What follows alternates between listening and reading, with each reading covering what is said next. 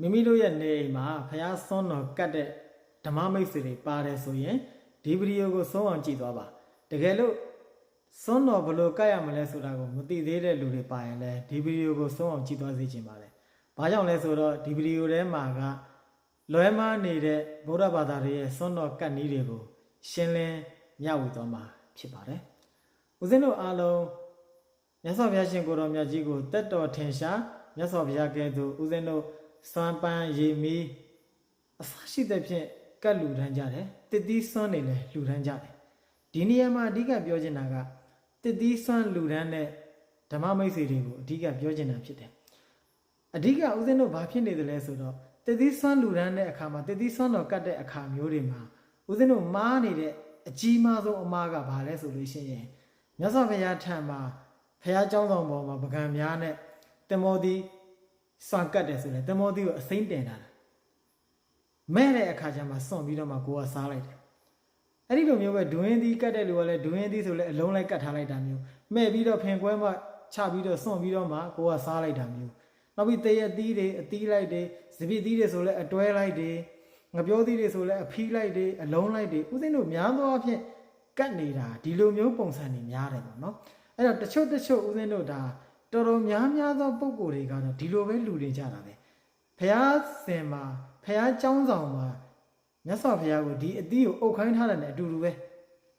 မယိုသေးမလေးစားရအခါတော်ကလည်းဖြစ်စေတယ်ဒါဥစဉ်တို့ကလူလိုက်တာကတော့သရာတရားနဲ့လူတာပဲဒါပေမဲ့သရာရဲ့အနောက်မှာဥစဉ်တို့ကပညာနဲ့ဆုံးဖြတ်နိုင်တဲ့အမှားဆုံးဖြတ်နိုင်တဲ့ဉာဏ်မပါတဲ့အခါမှာမားတာတကယ်တော့ဒါကသရာတရားရှိပြီးတော့ဉာဏ်အားနဲ့လို့ပညာအားနဲ့လို့မားတာလည်းဖြစ်သလိုတစ်ချက်နောက်တစ်ချက်ကဘာလဲဆိုရင်ရှေ့မှာကိုယ့်ရဲ့မိဘတွေလူကြီးမိဘတွေလှုပ်သွားတဲ့အတုကိုလိုက်ခိုးပြီးတော့မှလှုပ်တာလည်းပါတယ်အဲ့တော့ဒီနေ့ကစပြီးတော့မှ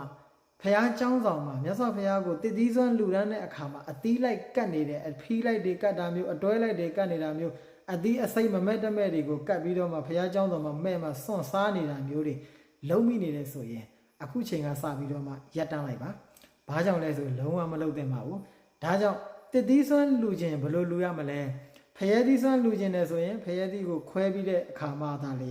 ကိုစားသလိုပဲအစိတ်ကလေးတွေစိတ်ပြီးတော့မှတကိုက်စာလေးတွေလူတန်းမှာဇီပသီးဆိုရင်လည်းအလုံးလေးတွေခြွေပြီးတော့မှအခွန်လေးတွေနှွာပြီးတော့မှဖြစ်လူတန်းပေးပါငပြောသီးဆိုရင်လည်းအခွန်လေးကိုနှွာပြီးတော့မှ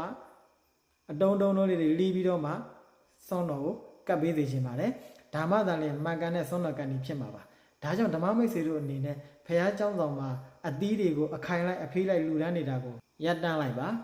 ဒါကြောင့်မိမိတို့ကသရာတရားနဲ့လူတယ်သရာတရားကောင်းတယ်ဆိုတာရဲ့အနောက်မှာအမှားအမှန်ကိုဆုံးဖြတ်နိုင်တဲ့ဉာဏ်လည်းပါရမယ်အမှားအမှန်ကိုခွဲခြားသိတတ်တဲ့ပညာလည်းပါရပါသေးတယ်တရားကောင်းတိုင်းလည်းမဖြစ်ပါဘူးတရားအားကောင်းပြီးတော့ဉာဏ်အားနည်းနေတာမျိုးတွေဆိုရင်လည်းအဆင်မပြေပါဘူးဒါကြောင့်အမှားအမှန်ကိုဝေဖန်ပိုင်းခြားသိတတ်ပြီးတော့မှတရားတရားလည်းကောင်းဉာဏ်အားလည်းကောင်းပြီးတော့မှခန္ဓာပေါ်ဉာဏ်ရောက်အောင်ကြင်ကြံကြိုးကိုပွားများအထောက်နိုင်ကြတဲ့ပါရမီရှင်သူတော်ကောင်းများဖြစ်နိုင်ကြပါစေ။